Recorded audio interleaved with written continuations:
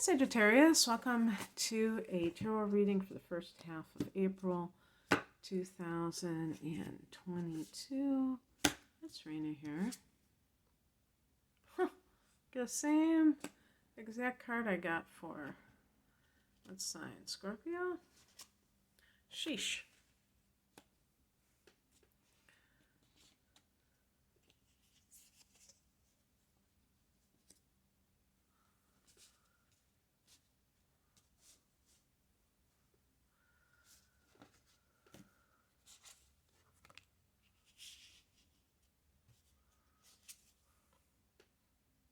Interesting.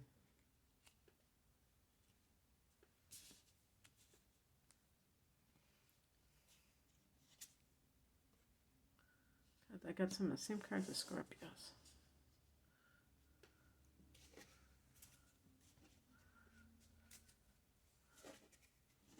Being a Sag myself, I found out that I am the 13th sign. I don't know the beginning date of that. It's like the end of Sagittarius. It's called Acapulus or something. Some of you may know what I'm talking about. And there was something about this that reminded me of that. I don't know if it was the death card and reminded me of Scorpio. I don't know. Because that might be when it starts. But anyway, the heart of the matter is the Eight of Swords.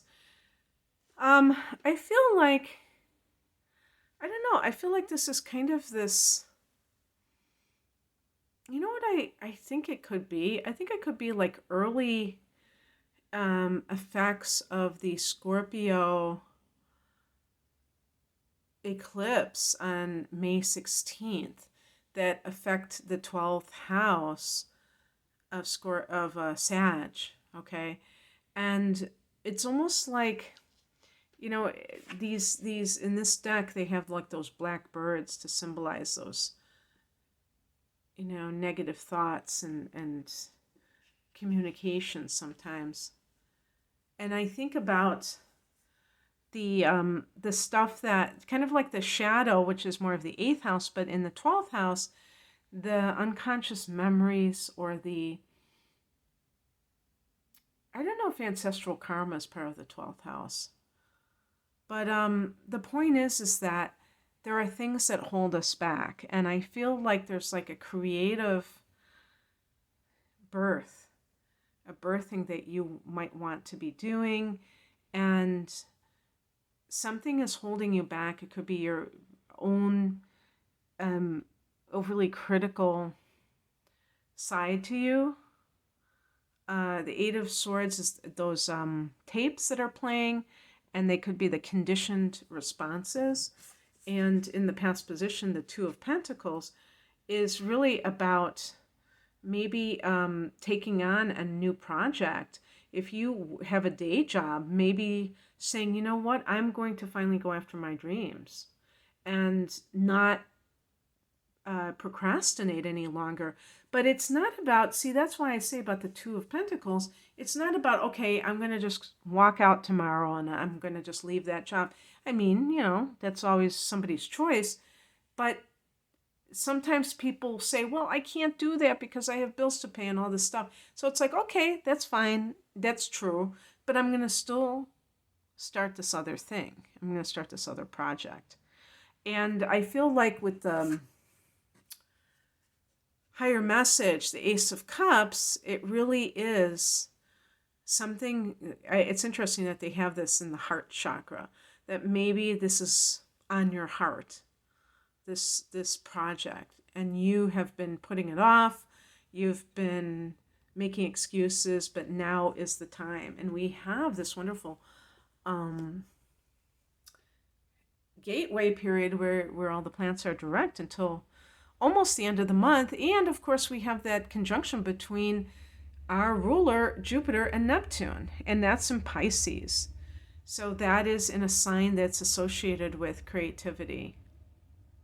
And technically, you know, this is in the 4th house of home and family for Sagittarius, but it's also an interesting thing because this is, the 4th house is the house of childhood. And that's where I think some of these tapes really originate from. So we have this opportunity to heal from sometimes decades of wounding and really reclaim our sovereignty. I hope that this isn't going to show up on the thing, because it keeps, like, I don't know if you can see, it keeps like focusing, but it keeps going in and out. So that could make people dizzy. So hopefully that's not going to keep happening. What crosses you is the Devil card. The Devil to me is anything or anyone that keeps you from your true purpose. Sometimes this can be just a distraction of trying to live in this world and make a living and, keep everything together. But more often to me, you see how the person is a puppet master. And to me, there are sometimes people in our life who are kind of pulling the strings. And this could be a parent, even if you're 50 years old. It could be a parent. It could be a partner or a friend with benefits who's really not a friend, who really is, creating this negative energy in your life. And the devil can be lust, the devil can be greed, or just over materialism. So it can be a job that pays well, but you just don't feel aligned with it. And maybe you're not aligned with the values. You don't think that it's really right what they're doing. And so these kinds of things can seem like subtle influences and just subtle negative things, but they can add up and they can make someone feel very, very uncomfortable with what they're doing. What's coming in is the Death card. So this is, in fact, about changing the way that you live your life, but it may be something that is just a turning point in your life in general. So the South Node is in that 12th house in Scorpio, where the eclipse is, because they're connected. And it is about karma. Maybe it's karma being released when you have a lunar eclipse in the 12th. And also self-defeating patterns. So in that case, if that's really what that is about, it's merely that you have to bless it and you have to accept it. And if you feel this sense of things getting dredged up, that you understand that that's part of the process and that you're not afraid to allow the dust to settle. That, because sometimes when we're going through a transition, and the Death card is really about, it says rebirth, which is great, because, people get very uncomfortable with the Death card. I've come to love the Death card, but because I know it is about something ending that is no longer serving us, and that is going to benefit one's life. But I like the additional mention of rebirth. But in addition to that, I just love the idea that we can go through different seasons of life and that we don't have to stay in a little box. And then the outcome is the High Priestess. And this is about really, I think this is also with the 12th house and that eclipse. And I'm saying this about something that's happening in May and April because sometimes the eclipse energy can be felt a month earlier, and these two cards, the Death card and the High Priestess, really speak to that particular eclipse. So I feel like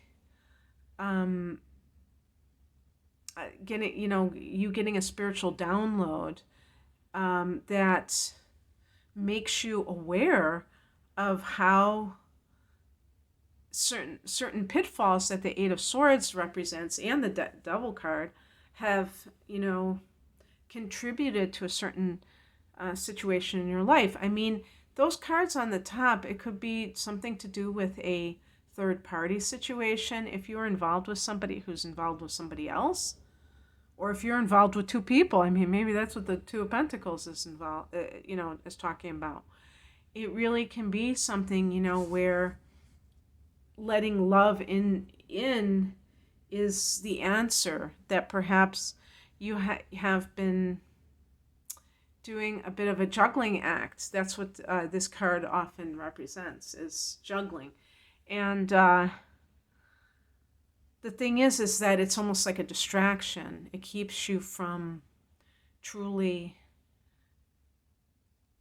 diving deep with what the Ace of Cups is, which is love. Love is, all there really is in the end. So the High Priestess is getting in touch with that.